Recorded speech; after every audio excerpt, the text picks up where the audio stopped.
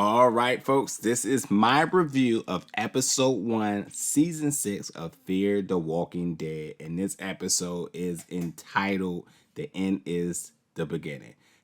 It's funny because there's a pun in one of these episodes. I think it's episode 3 where they're just like, oh, now that the world's coming to an end, everyone wants to be a philosopher. So, yeah, that's a play on words here with the end is the beginning.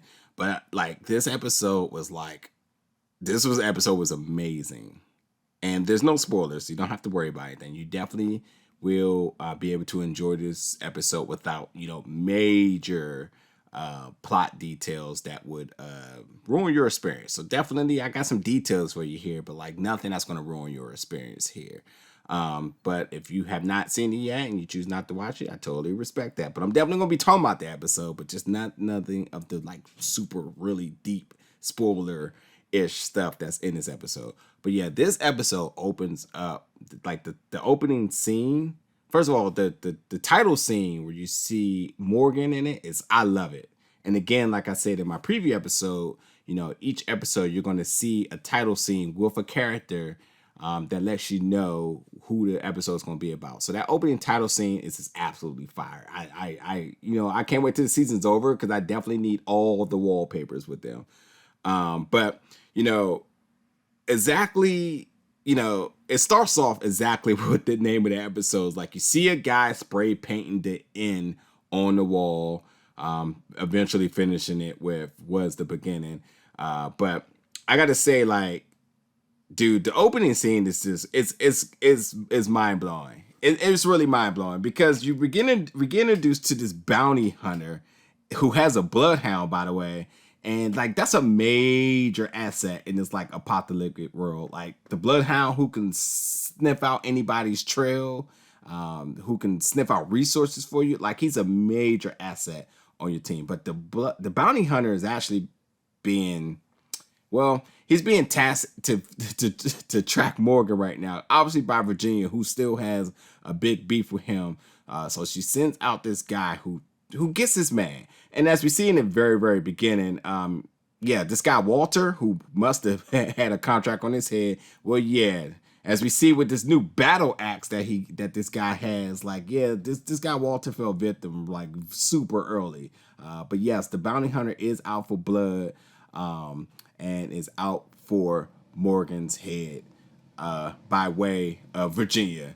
But with her still looking for it, we finally get to see Morgan. And, like, Morgan isn't doing well physically. I mean, the last time we seen Morgan took a bullet, and that's never been addressed or it's never been professionally helped. I mean, sure, he's been bondaged up, but, like, yeah, that's still a major issue because that bullet is still in there. And I hate to see Morgan like this. Like, Morgan is, like, he's really on this last limb here. But I like his housing setup. That's a pretty cool spot. In the water tower, it's a pretty cool, like, chill location. I mean, I could see that actually being something somebody would want to do, like, right now in the current times. But Morgan experiences a lot of near-death experiences really quick in this episode. And then not to mention, he has a blood infection, which is ultimately killing him, as you can see by his eyes that are bloodshot red. And not to mention, too, because he's pretty much almost dead, the walkers is also noticing that he smells like he's dead, so they're not even addressing him, which is the craziest thing. I mean, basically, Morgan has the World War Z cloak on right now. Like, he's clearly human and alive, but, he's smelling really bad, and he looks like, physically by limping and with his eyes red that, yeah, the zombies are just clearly walking past him, which is just, I just never thought that will be a thing. Like, it literally, like, when one walks up on him, I literally thought, like, okay, what's going on here? But they eventually explain that. But not only just that, like, Morgan's just like, he's wounded both physically and mentally, if you ask me. Like, he's just been through a lot. And we know more. He just doesn't trust anybody because, like, even though he's such a nice person, he wants to help everybody, he just always has a hard time letting anybody get close to him. And he ends up meeting Isaac, who he's pretty much forced to have to trust Isaac because they both have wishes that they need each other to pretty much accomplished. Isaac has a child, has a wife who's getting ready to have a child, needs Morgan's help. He's heard Morgan's old messages, and he knew that Morgan would be the one to be able to help him. While Morgan is also trying to keep that tower home set for his family, shall we say. So he needs Isaac's sort of protection and to kind of get him back on his feet, because he's doing really bad in order to make that happen. But I can't stress enough, Morgan's whole existence in The Walking Dead has truly been about him dedicating his life to others.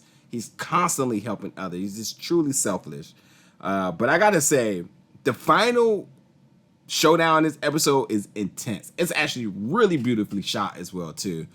But I'm just gonna say this: you all are not ready for the shocking ending of this episode. By no means.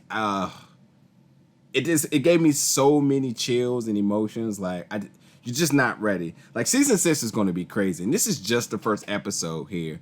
But the shocking ending of season 6 is you're just not ready. You're just not going to be ready for how it plays out. That's all I'm gonna say. But yeah, I'll have spoiler reviews once the episode air. But like, for what it's worth, you do not want to miss episode 1 of season 6. The end is the beginning. This is an incredible episode, and Morgan, I'm trying to tell you, like, Morgan's the man. But like, this is a really, really shocking episode here. So you just have to stay tuned and find out for yourself. But as always, thank you so much for watching my review, and stay tuned, because the episode 2 review, non-spoiler, is coming out really soon.